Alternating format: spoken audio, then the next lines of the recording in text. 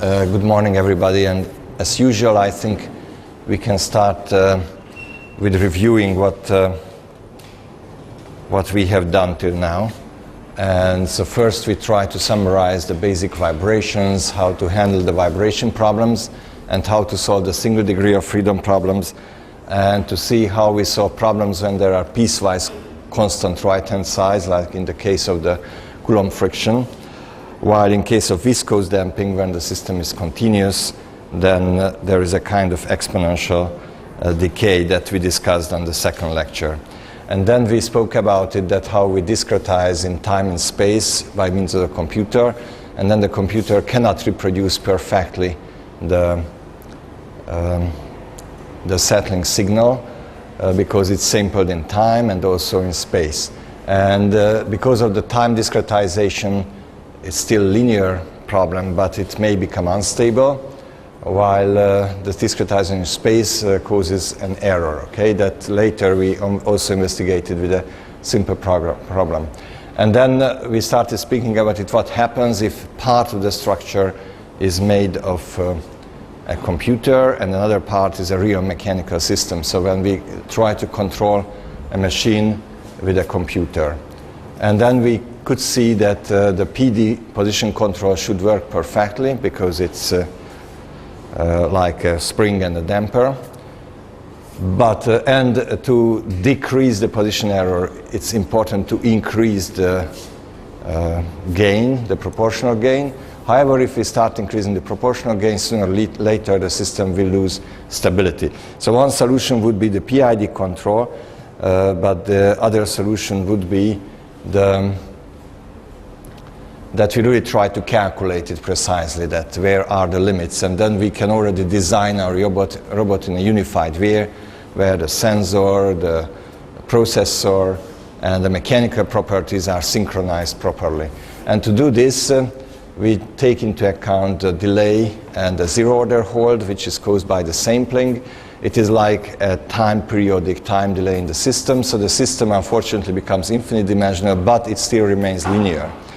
And since it remains linear, we could solve the problem just constructing the stability chart, and we determine the maximum gain and corresponding with the minimum positional error.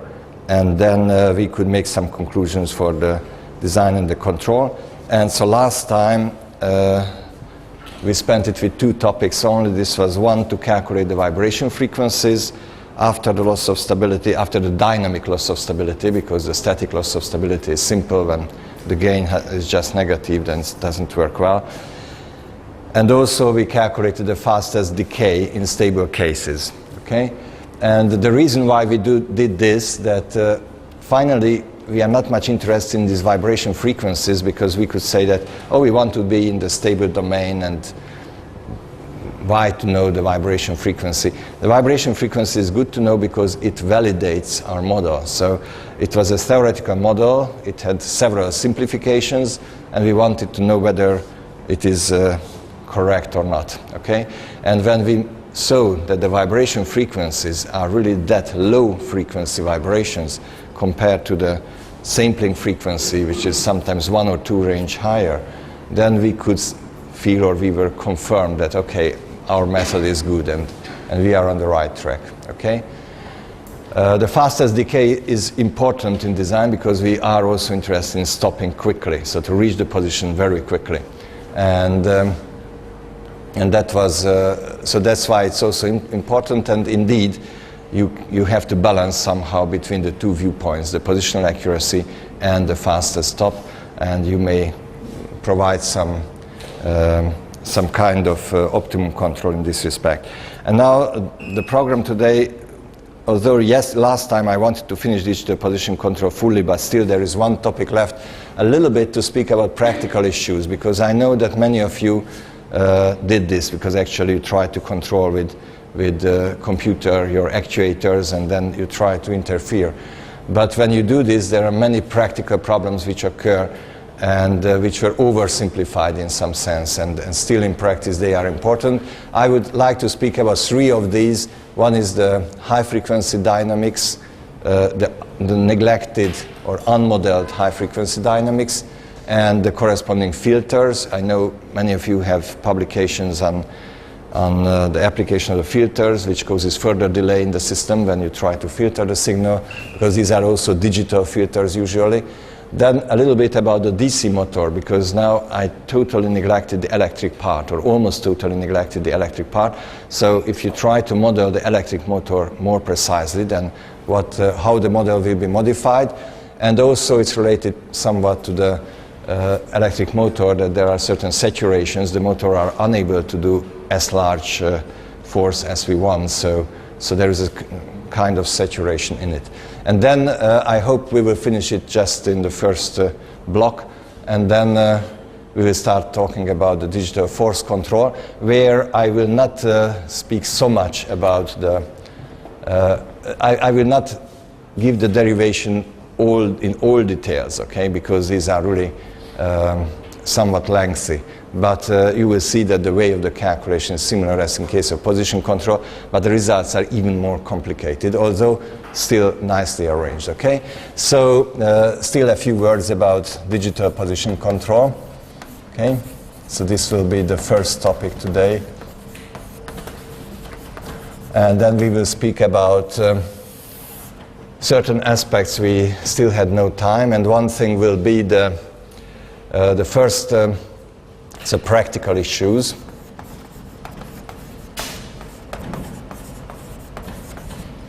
And among the practical issues, the first one we will discuss is the measuring or sensing, okay, so the velocity sensors. Sensor and unmodeled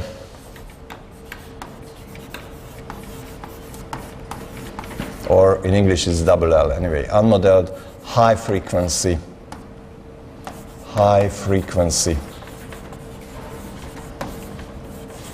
dynamics.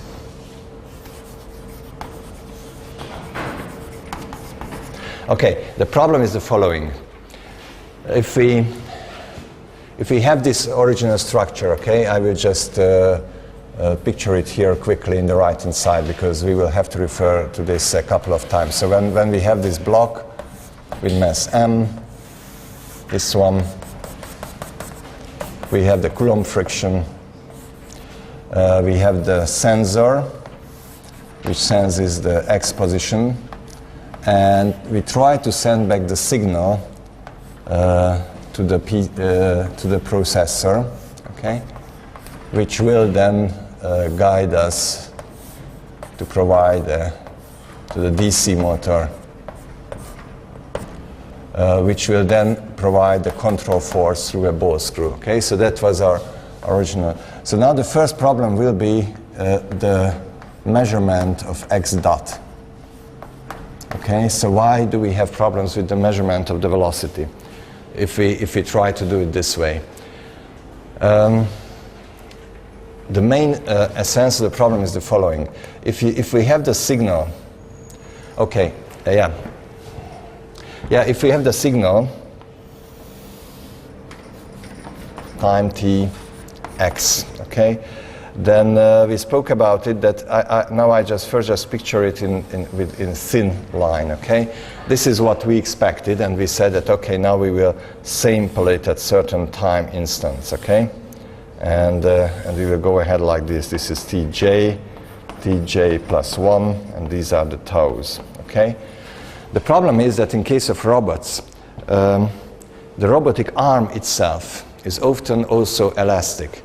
So it means that when you have to move somewhere, then the robotic arm will also start oscillating a little bit, because this as a beam, it is also soft somewhat, okay?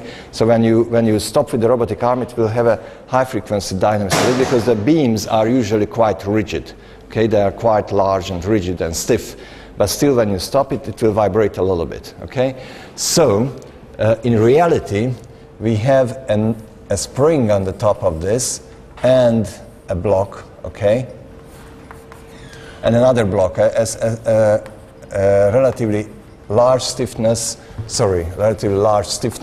okay, and a small m0, okay?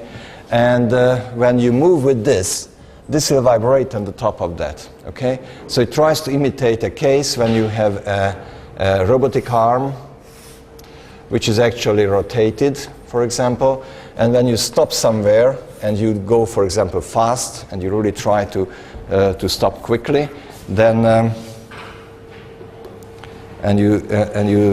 stop quickly, then it will vibrate a little bit, okay, around that position. So it means that you will reach the zero, but because this mass is there, it will oscillate a little bit there. And also the damping is usually very low because the arm itself, it's only a steel arm and it doesn't have much damping.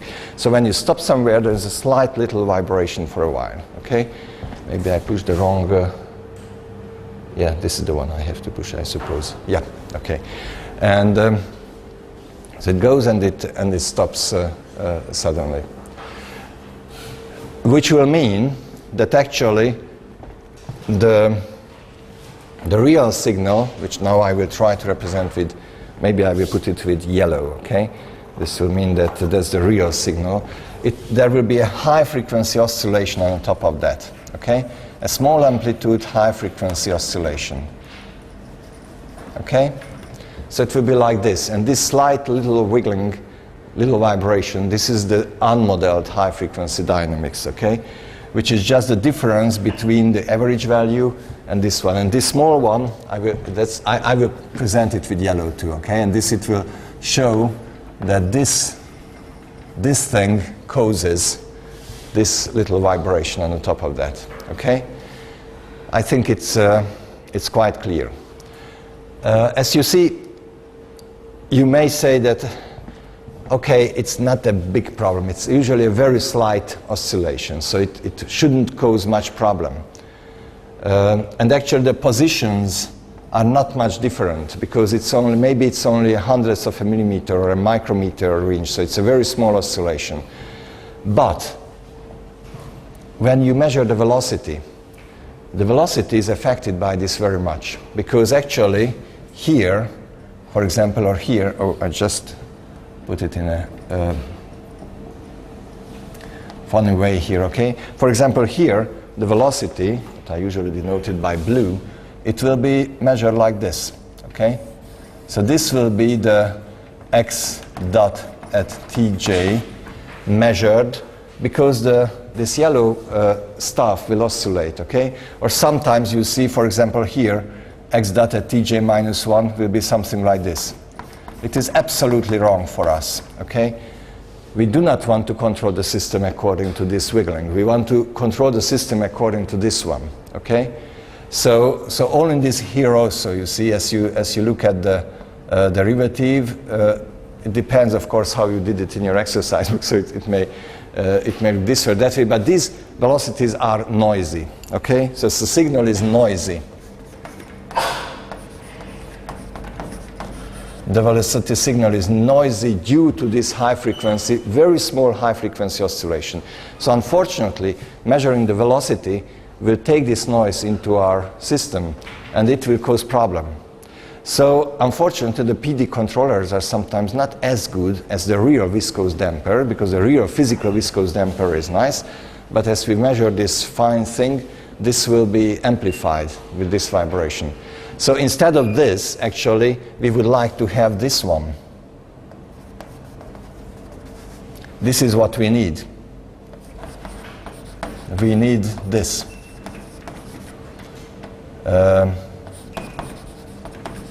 We need this as a velocity, okay, and not this one, okay? So this high frequency vibration makes the signal noisy, and this causes problem. One solution could be, and it can be also done, that actually the position sensor, instead of putting it to the actuator here, you can put it here at the end of the robotic arm, okay? And if you have the position sensor here, then everything is measured there, and then you can make an even more advanced controller, which will compensate also the oscillation of this one, okay? But then already you have a 2 degree of freedom system, and you have a trouble with the low timescale dynamics and the high timescale dynamics, so you have different scales and so on. Still, some robotic people try to do this, so they actually, what they do that usually when they calculate where the robot is, they usually have a sensor here which measures the angle, and from this they will calculate where the robot is. Okay? But sometimes you can put a laser device or something where the end effector is, and sometimes they measure the position at the end effector. But these are also very difficult. It also includes the high frequency dynamics, but at least you can build a control loop which takes care for that. It's pretty complicated. These are called collocated and non-collocated systems. So I think this is the non-collocated system, and then when you put the sensor, the position sensor here, this is called the collocated one. It is the non-collocated. So still, it is much simpler. So in industrial robots, everybody uses this one. It's usually very difficult to measure the exact position of the end effector, where it is in space. You need either a local GPS system in the room or some laser devices to identify where it is in the space. So it's not so easy to measure. It's much easier to do it at the actuator, to do the position measurement, okay? So, instead of using a velocity measurement, we say that it would be still better if we just try to estimate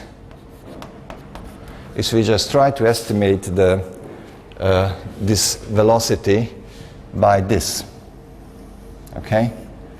By this finite difference, okay? We know this position, and this finite difference still approximates this derivative much better than this exact measurement, okay? So we need this velocity, but the finite difference approximates this one quite well.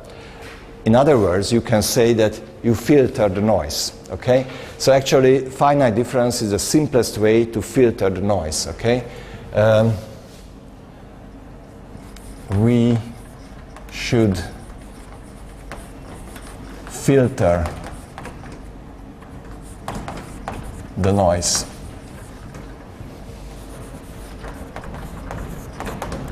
The simplest way is the finite difference. The simplest solution is the finite difference.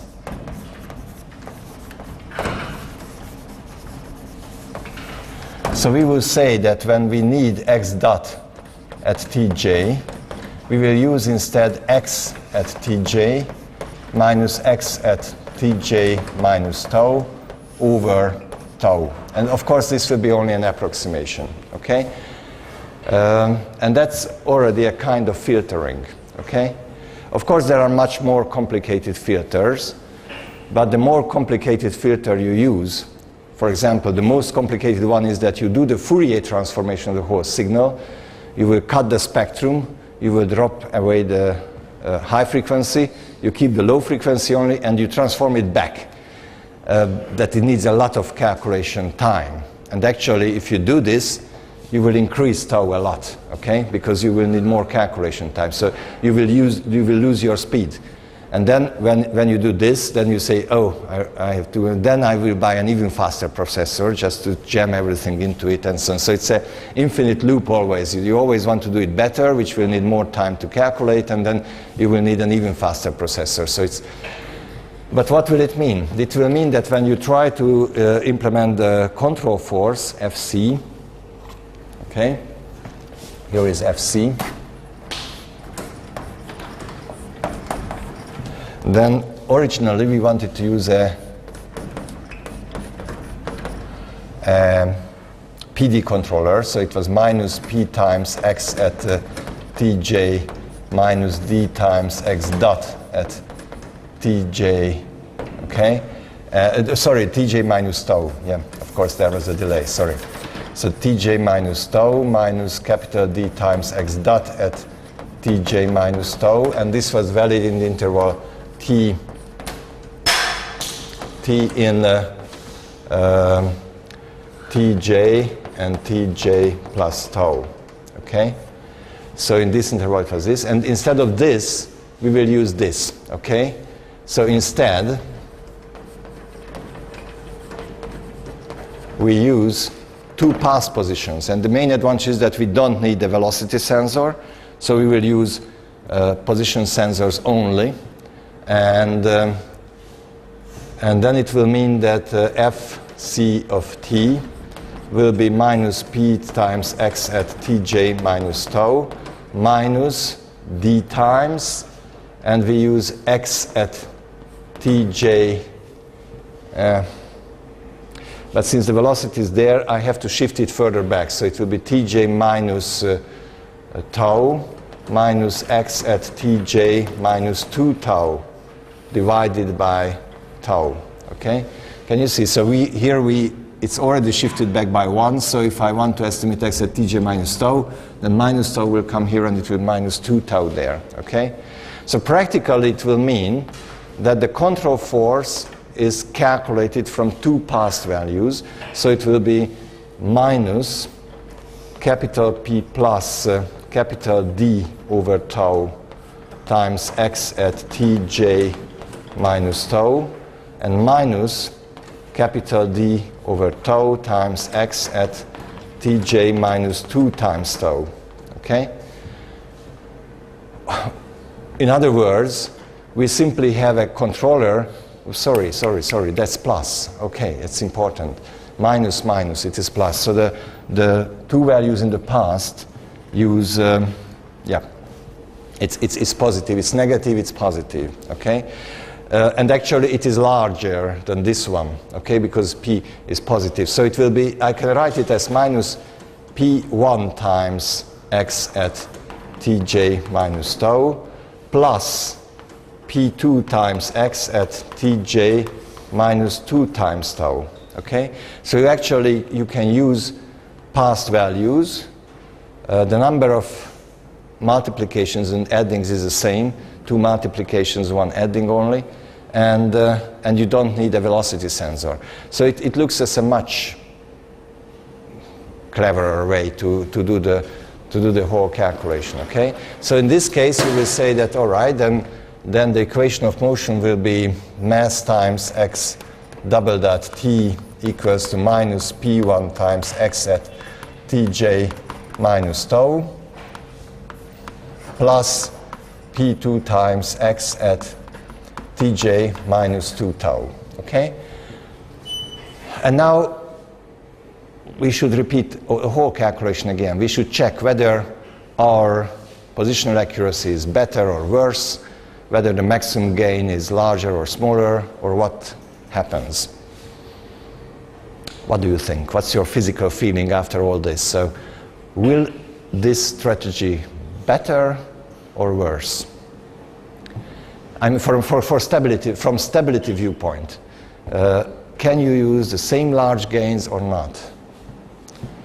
You see, first you must realize that, of course, if we have also the Coulomb friction will also show up here as plus minus capital C times the sine of x dot t, okay?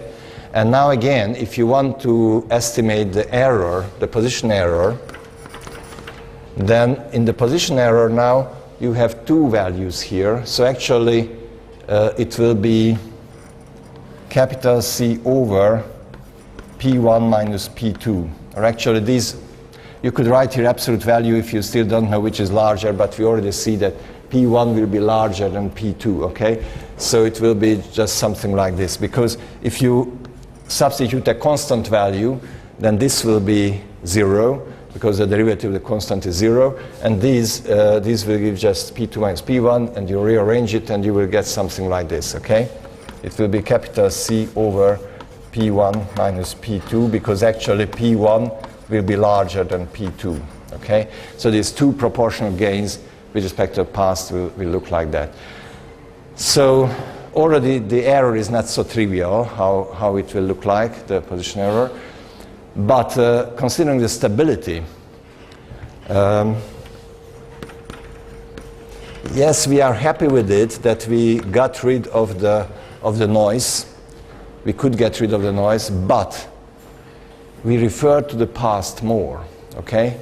And here if you already studied delay systems, you know it well that it's a rule of thumb that if the delay is increased, the stability is in danger, usually, not always, but it's a rule of thumb. So generally speaking, it gets worse if the time delay gets larger. And actually the time delay is larger here because we already referred to a value from the past with 2 tau, okay? So when you want to do the stability, you will do the same again. You will say that capital T, that dimensionless time is T over tau. You can say again that there is a small p1, which will be capital P1 times tau square over the mass. There is a dimensionless p2, capital P2 times tau square over the mass. I hope I do it correctly. And then you will get an equation like this for the stability analysis, that x double prime t is equal to minus p1 times x at x at j minus 1 plus small p2 times x at j minus 2, and this is valid in the interval j plus 1, okay?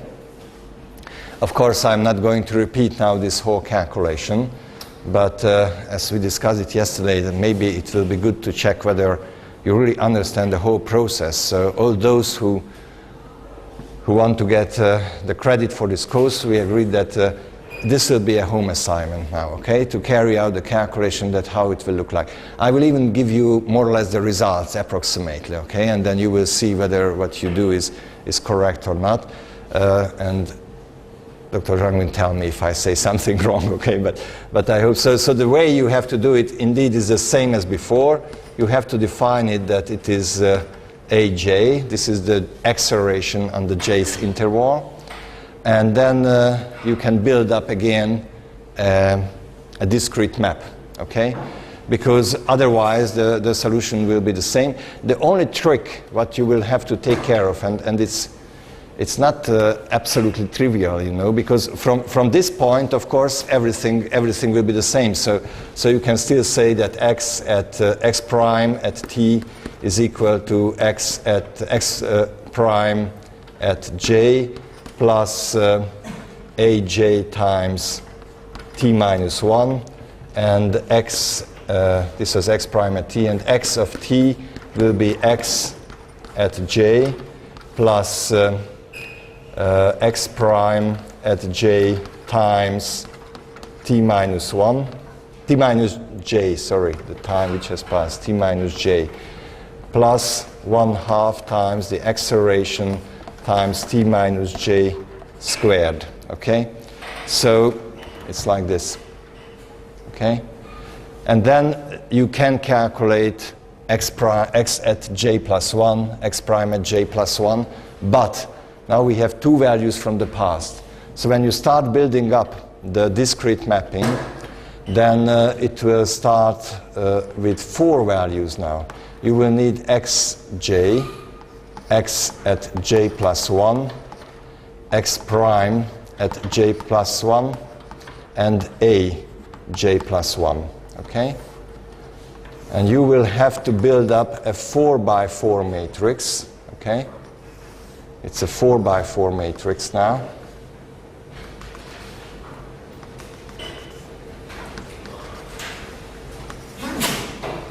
And this will be x at j minus 1, x at j, x prime at j, and a j.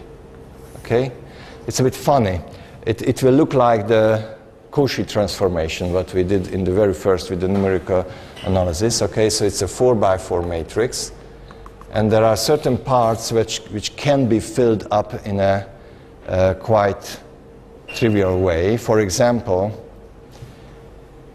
in the last row, aj plus 1 will be x minus p1 times x at j plus p2 times x at j minus 1. So if you shift the subscripts by 1, then here you will get minus p1 times x at j minus 1 and plus p2 times x at j. Okay? So this will be the last row, for example. But the others will be the same as before. So for example, x prime at j prime 1 will be, I think, 1 here and 1 there, because it will be 1 times aj and 1 times a prime. I will check it in my lecture notes quickly. X at j plus 1, it should be this 1, 1, and 1/2. The same as, and there is 0 there, okay? So this part will look like the same in before. In the last row it will be shifted a little bit, and the first row, that's the Cauchy transformation in some sense. It will mean that you have to put a 1 where? To which element will be 1? Yeah, the second, yeah, this one. Because this will say that xj is equal to xj, okay? So now this will be the matrix what you will have to check, but I am looking for, oh wait a minute, yeah, it's in the other one. I am going to check it because you will have to use this one in your homework, and I don't want you to start in the wrong way, so yeah. Yeah, no, P2, no, I made a mistake. Who will find it? Where is the mistake? I made a mistake somewhere in the matrix.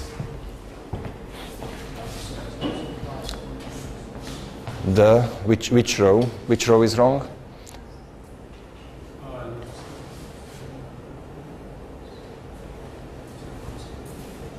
The last one is wrong. Why? How should the coefficients look like there? So here the rule is that Aj is equal to minus P1 times x at j minus 1 plus P2 times x at j minus 2.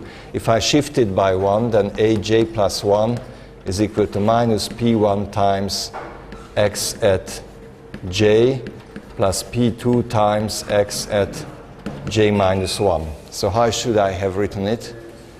This is P2 and this is minus P1, okay? This is P2 times x at j minus 1 and minus P1 times x at j, okay? So that's the mistake I made.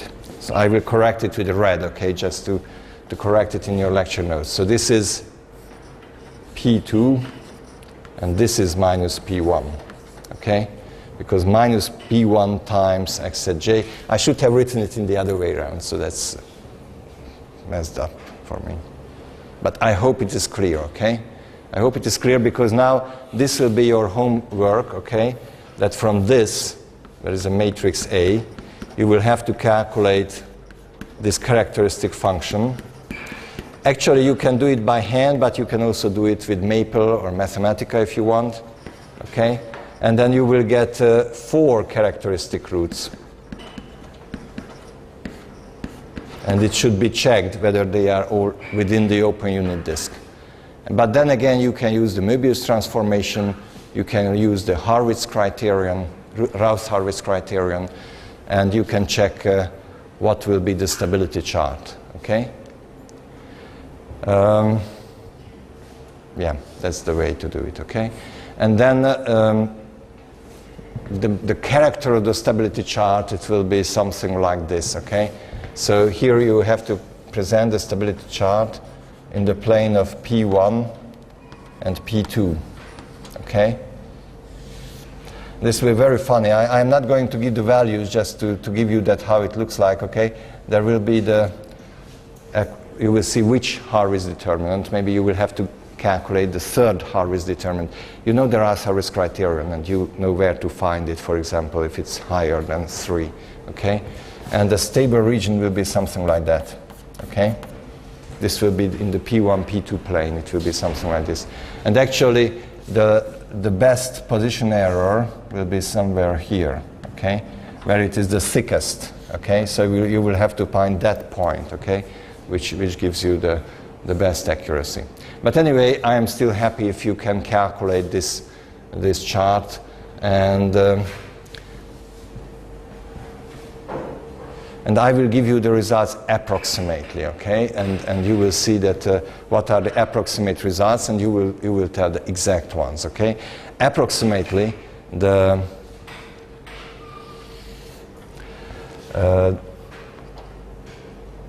how should I write it? I will write delta, okay? Delta minimum, okay? It will be 7 times C over M times tau squared, okay? I think it will be 7. I will check it. So not exactly, but approximately, okay?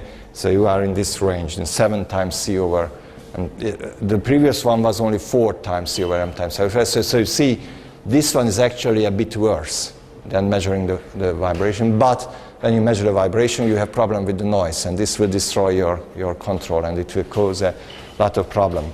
But if you use these 2 past values, it will filter the noise, but it will be a bit worse, okay? Also, if you calculate the vibration frequencies, they will be in the range of 0 and about 1/8 times the sampling frequency, okay? So actually, the vibration frequencies will be even lower. It's interesting again. So it will oscillate even lower because the other ones 1/6, you remember. So when we use the PD, so this is for the P1, P2 controller, okay? When you use the PD controller last time, here we had 4 times c over m times tau square. Here we had 1/6 times the sampling frequency, okay? And what else? Oh yeah, the fastest settling signal. Now it's very difficult, so I would be satisfied if you do it for the homework to this point, okay? But if you, the fastest decay, yesterday we calculated it that it was about, the exponential, it was minus 0.4 times over tau times t, okay? That was the fastest decay. Here, the fastest decay will be e to the power of minus, I think, 0.27 or something like that. It will be much slower, minus 0.27 over tau times t, okay? So these are the results, okay? And this would be the homework, okay? The stability chart and to estimate these, okay? So you practically have to repeat the same calculation what we did last time, just with the 4x4 matrix, okay? And if you can do it, I would have the good feeling that you understand the whole way of the calculation, how to be done, okay?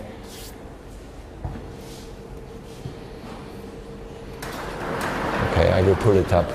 And this should be in this range, okay? So the results are not exactly that, but they should be somewhere in this range, okay? But anyway, when you try it, even during the weekend or next week, during the break time, we can discuss. If you have certain partial results, then we can discuss how it works, okay? But I think it should be all right. Now, very quickly about 2 other issues, okay? Is it clear more or less, or should I explain it better, the homework, or should I write it down maybe and distribute it? I don't know, we will discuss it during the break, okay? But if you have any questions or it's not clear enough, then just let me know. Just let me know. Yeah, and then already during the break, there is always somebody coming to me and, oh, then we could do this and that and so on. So immediately, you know, when you have a new tool in your hand, you start playing with it and you start having new ideas. For example, some colleagues said that, okay, then isn't it possible that during the control we will just change P? We will start with a P which is good for the fast decay, and then we will change to a P which refers to the high precision stopping, okay? And that's a good idea. So it's like, you know, when you learn how to play chess, or I don't know, do you play chess or you play Go, or what do you play here? So it's a logical game, okay?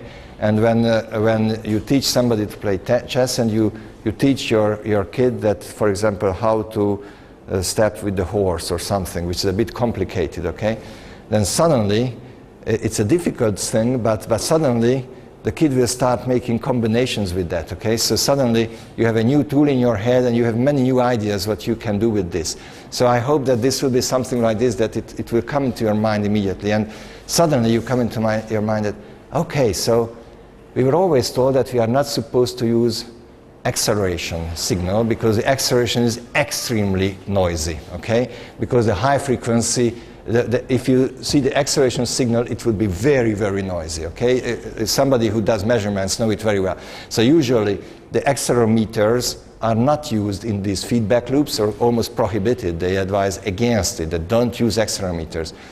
Still nowadays, they start using it more and more, okay? In our mobile phones, there are accelerometers because the piezo is so simple and it's very easy to use. Also, the Segway uses accelerometers and so on, in spite of all this. And they try to filter the signal because it causes problem, the high frequency, the unmodeled high frequency dynamics. But then you can say that, okay, actually, why don't we approximate an acceleration signal with 3 past values, okay? Instead of tj t minus, we could use tj minus 2 tau, okay? And then we can have even a discretized or filtered, very simple filtered acceleration signal. Actually, you can do that. And actually, you can get an even better result in some sense. In that case, there will be a minus p3 times x at t minus 3 tau, okay? And then you can even continue, and you can add the p plus p4 times, and you have to give it with alternating signs, and all the p values will be smaller and smaller, but they will refer to the past values more and more. And some properties can be improved, some become worse, but actually, when you use 3 for the past, it will be already better again, considering the positional accuracy. So you can do a lot of calculations, but the calculations will be even larger, then it will be a 5x5 matrix and so on. And of course, because in your computer, you will have in the processor, you can store all the past values, or many past values, okay? You can make fantastic combinations with these, and it's totally up to you what you will start playing with it. However, going back to the PID controller, okay? The PID controller was not really good. Why? One reason for it is very funny, because the integral term actually adds the past values. The integral term uses all the past values with the same sign, and with the same, with the E, with the same gain, which was noted by capital I, okay? So it's capital I times this, capital I times, and so on. And usually it is advised that it must be a very small number. We already had this criterion for I, that I should be smaller than 1 over m times PD. So this must be a very small number, and this very small number is distributed, but they have the same sign. So actually, the integral term is not really good, because it doesn't uses these higher derivatives in the system, okay? It doesn't use it at all. But already something like that. So actually it's a step in that direction, but not the best one, okay? But if you use the past values with alternating sign and smaller amplitudes, this will be the best, okay, what you can do with past values. Because it will actually use even higher derivatives, but everything is filtered, and the high frequency dynamics is not included. However, if you use too many past values, your processor will be loaded with calculations, and then it will increase tau, okay? And then it will, so again, you can try to make an optimization that how many calculations is good to jam into the processor without jeopardizing have too much time delay. Anyway, so infinite combinations. So then when you have this tool in your head and mind, you can start playing with it, okay? And we still haven't spoken about cases when you start changing P in time, okay? Which is also a possibility that during the process you start changing these values. So they will become a function of the time themselves. So, but the main point is you should understand the basics. And if you are able to solve this problem on your own, then you will understand the basics, okay? Now, just quickly about the second problem, which is the DC motor characteristics.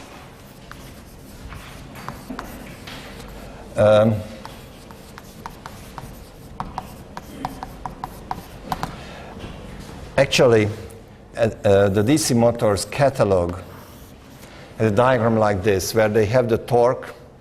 I don't want to denote the torque again with capital T, because now we use the capital T for the dimensionless time. It's also time period, also kinetic energy, so now I don't want to. So let it be the torque denoted by m moment, okay? And this is the RPM, the round. How do you know the RPM? With small n or capital N or small n, okay? That's the American notation, the RPM, okay, round per minute, okay? And usually they have a diagram like this, okay? These are parallel lines here, and they denote there that the voltage, okay, increases there, okay? So actually these are parallel lines, and they give an equation like this, that actually the torque is equal to, I don't know, some K1 times U, because that's increased, minus a K2 times N, okay? So the voltage, and with higher angular velocity, the torque will somewhat decrease, okay? So in reality, when this control loops runs, okay, the signal that we send to the DC motor, it's a voltage, it's a U, okay? In control theory, they denote the actuation signal, the control signal, they always denote it by a small u, and it comes from the voltage, because they always control the electric motors with voltage, so that's why they denote it by u. So actually, in reality, it is not the force what we control by the PD, but the voltage. So the real control is that the voltage u of t is equal to minus p times x at tj minus tau minus d times x dot at tj minus tau, okay? So this one is controlled and not the speed.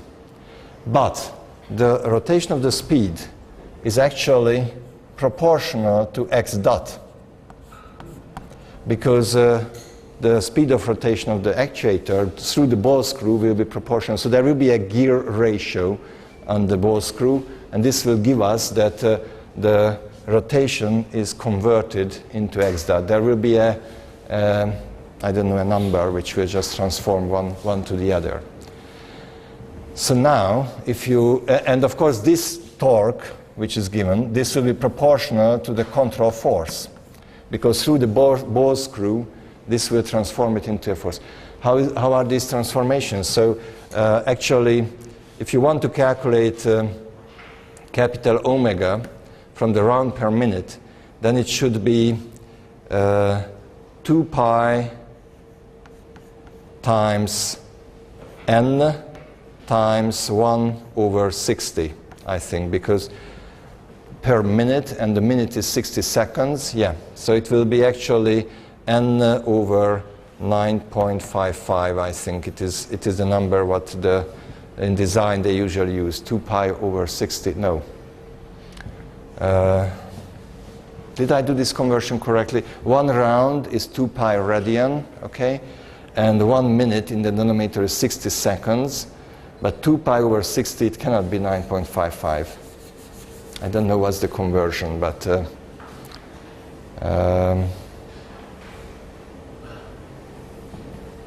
60 over 2 pi, that's 9.55. Yeah, it's n over 9.55. Oh yeah, that was good. N over 9.55. Yeah. I think this is the number, how you have to change it here. N over 9.55. And then it will be in radian over second, okay? And now this angular rotation, angular thing, this should be transformed into x dot, okay? And there is a number, I don't know how they denote it in design, for the ball screw, which converts the angle to displacement, okay? It will be, I don't know what number you use here, I don't know, capital Z or W, or I don't know. I just run, anyway, you know, it's just a simple number. Let it be KLM, capital N, or I don't know what, okay? N times omega, okay? So here it will be already meter over second. The conversion number, this will be the gear ratio, it will be meter over radian, okay? And the angular velocity is radian over second, okay? And this is the gear ratio at ball screw, okay, which will convert the rotation into displacement. And the same way you can get the connection between the torque and the force. Okay, so actually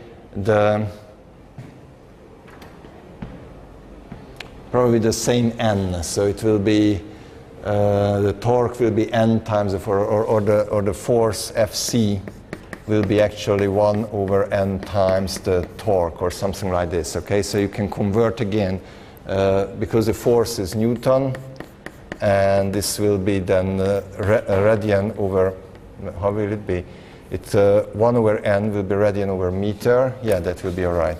Radian over meter, and the torque is Newton times meter. So then it will give the Newton. Okay. So I think maybe there is a 2 pi somewhere, I don't know. But it's something like that, okay? So in the end, when you put everything together, it will lead to an equation of motion, which will be mass times x double dot t equals to, and there will be a part which will be the same controller, just going through all these transformations. So there will be a k1 times p and so on, so it will be minus k1 times p at x at tj minus tau minus k1 times d times x dot at tj minus tau, okay? And this will be a torque, and everything must be even divided by n if you want to make it into force, okay, or something like this. And then on the top of that, this term should be also added, which is minus k2 times, and instead of n, you will have to write 9.55 times omega, and omega is n times, omega is x dot over n. Oof. So it will be n over, you have to express it as, so instead of n, you have to write 955 omega, and there is 1 over n again, I think. Oh, I'm tired. I just messed it up. So there is something like x dot t here, okay? The main point is that there will be a term x dot t. Okay, I will be patient and I will try to do it, okay? So, again, small n is 955 omega. Then that must be here, okay? And omega is 1 over n times that. And then you have to multiply it with k2.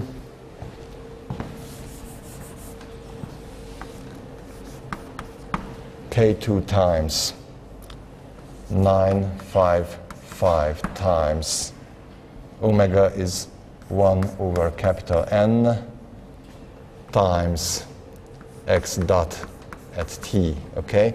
And this is only the moment, and there is another 1 over n when you make the force, okay?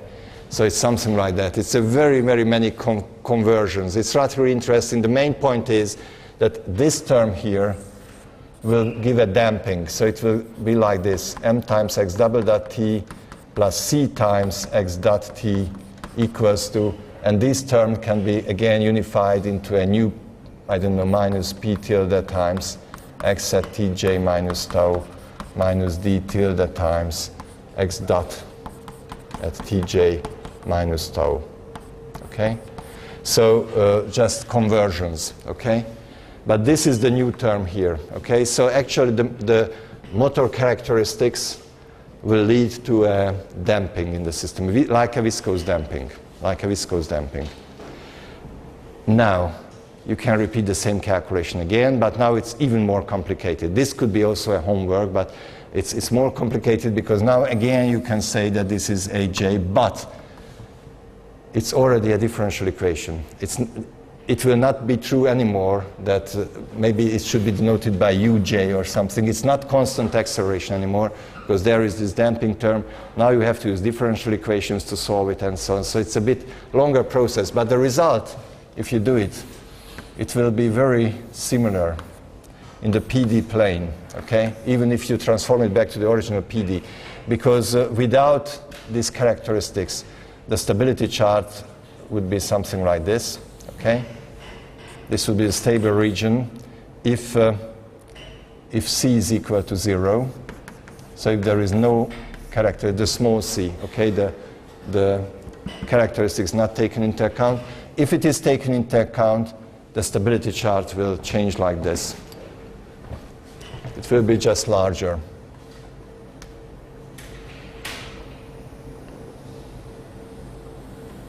It will be like this, okay? It is when C is larger than 0. So it's when effect of DC characteristics.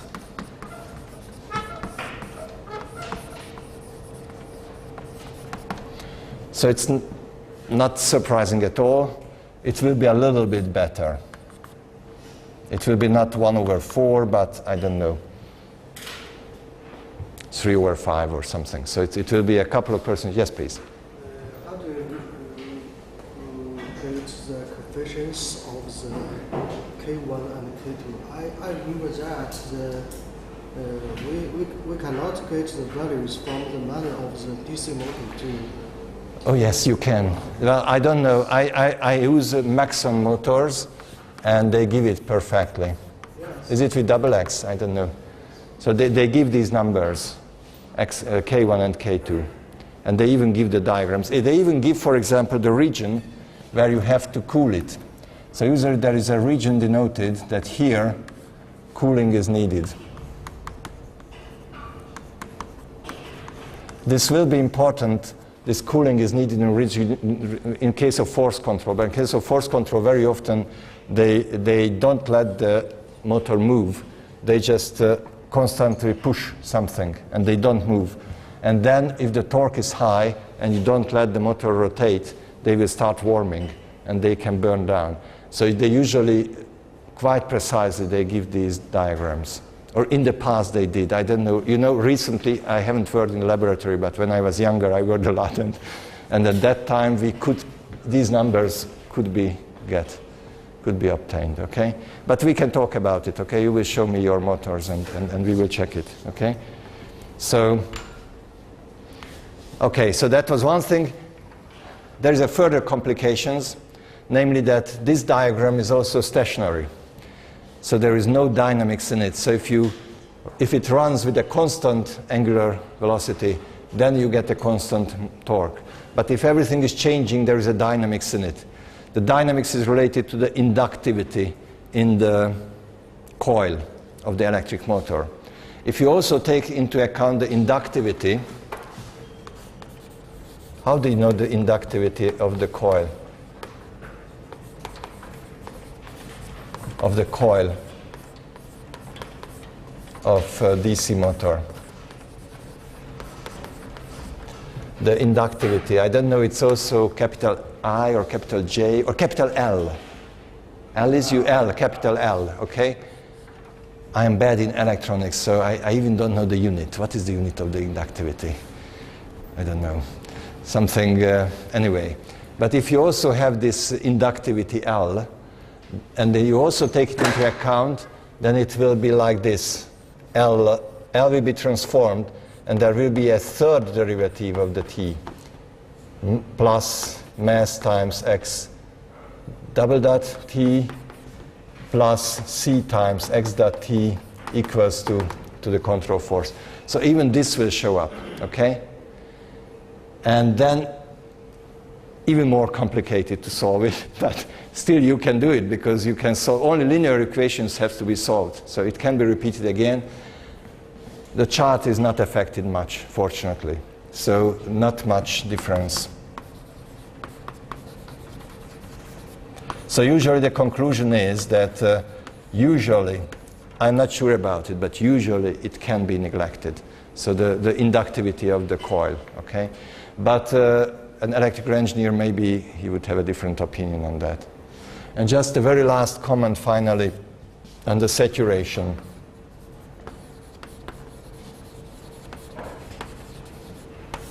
The saturation means that actually the control force, which we calculated here, where is the control force? This one, okay, this one. It cannot be as large as we want. So if somebody defines a very large P, and X is also large, this could be some huge value. It practically means in the electronics that here the voltage U they don't let it to be as far as we want because it will burn down the motor. So they limit it at a certain value. And since they limit it, then it will mean that the FC, the actual value, as a function of the FC, the desired or planned or designed. Okay, this FC would be the minus P times X minus D times X dot, okay? And of course they should be the same, and they will be the same for a while, but after a time it will be actually saturated, okay? So there is a certain maximum value, and this is related to the maximum of the voltage. Okay, and the maximum of the voltage, maybe they don't let more than plus minus 12 volt or plus minus 24 voltage or something. So they don't let above a certain value. Okay, so locally it's linear, but otherwise it's like this. The result of this is a nonlinearity. Okay, so it's nonlinear. And the effect of this nonlinearity is simply that it will be a supercritical Hopf bifurcation here. So it will mean that, that if you go to the stability chart, PD, okay, and you have this stability limit here, okay, when you cross the stability, okay, and you put here, for example, the vibration amplitudes, okay, vibration amplitude against P. Okay. For example, here, if you go here, there will be a critical value, P critical. There will be no vibrations here. It will become unstable here. And there is a supercritical Hopf bifurcation. Okay? And this will be resulted, so stable oscillations. And actually, we already calculated the oscillation frequency. Okay? And the frequency will be something like that. So it will be stable, unstable, and stable. So it will be just a simple supercritical Hopf bifurcation, okay? And this will be caused by this. It's not a horrible calculation, but actually, again, because it runs with a discrete system, it's not as trivial. So maybe if you learned nonlinear vibration theory and you learned how to do this lengthy calculation of the Hopf bifurcation, then to repeat it in a discrete system, it's not absolutely trivial. I just had a PhD student who finished it, this Giuseppe Habib, the Italian guy, who just did this calculation and showed these bifurcations, how they look like, okay? So it's really a Hopf, a supercritical Hopf. Supercritical Hopf.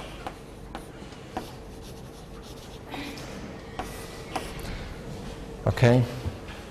So this was the third thing I wanted to mention, and as I said, there are so many other things which could be done. So again, it's something new from the start, and then when you start using it, you can have infinitely many combinations with it and many questions. Okay, right. So I think it's high time to have a 10-minute break. Okay, and then we will continue with the force control already. Okay, this was just a kind of additional comments to the detailed calculations what we did last time. Okay, so 10 minutes break. Okay.